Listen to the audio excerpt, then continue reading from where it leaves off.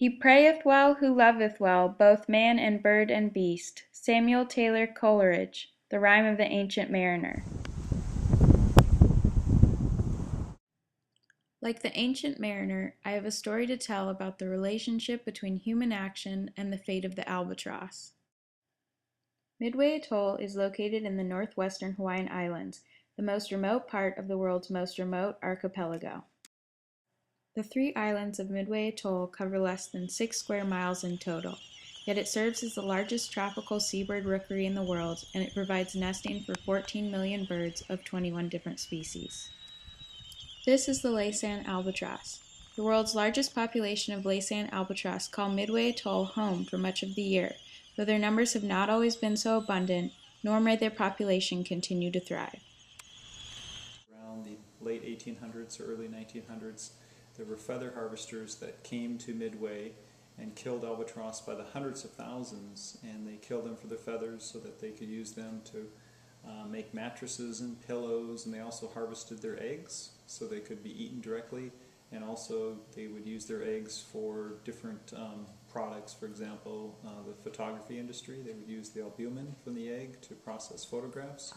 And so we don't have a historical estimate on the number of albatrosses that might have been here, but we know after the feather harvesters came through, we went to only about 5,000 pairs. So potentially we went from millions of albatross here to just 5,000 pairs. So huge impacts.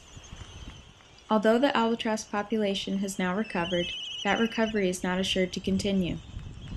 Yes, we have marine debris that comes to Midway in several ways. We have the albatross that are foraging in the North Pacific, and they mistake plastic for food items, so they pick it up and they fly back here and they feed it to their chicks. Each year we have roughly about 400,000 chicks that hatch here. Each one of them has plastic inside them that was delivered by their parents, and so we've done sort of a model to figure out how much plastic that the albatross adults are bringing to their chicks each year, and it's about 5 tons of plastic, so that's pretty amazing.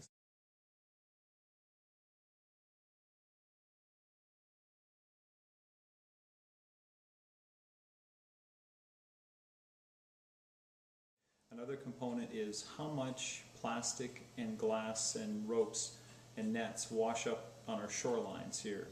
And that's about 8 tons of material. And then we also look at our emergent reef that's around the atoll, and there's another 8 tons of nets and reefs, or nets and ropes that hit the fringing reef. So all total we have about 20 tons of marine debris, plastic, ropes, glass, and so forth that washes up at Midway each year.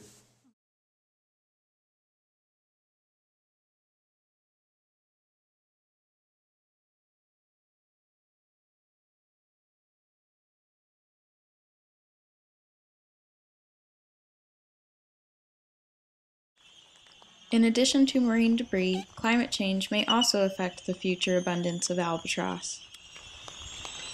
The current threat for albatross is climate change. So as the oceans increase in height, we have the risk that Midway might be covered over with salt water, and so all the albatross would lose their nesting habitat.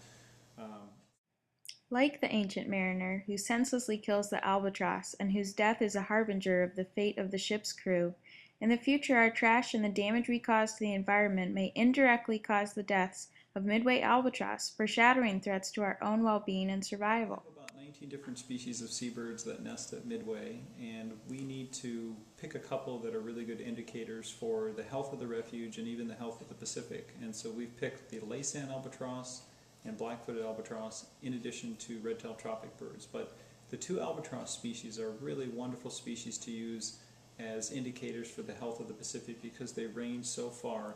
They basically forage throughout the North Pacific to find food for their chick during the breeding season, and then in the non-breeding season they're ranging throughout this North Pacific area. So when we see our albatross population decrease, either the adult survivorship or productivity, that's really an alarm for us that something is happening out there. It's either climate change, it's fishing, it's contaminants, and so by monitoring them, we know when things are going awry with our system, which ultimately will affect humans. So by maintaining these healthy albatross populations it's really an easy way to make sure that life is good for people.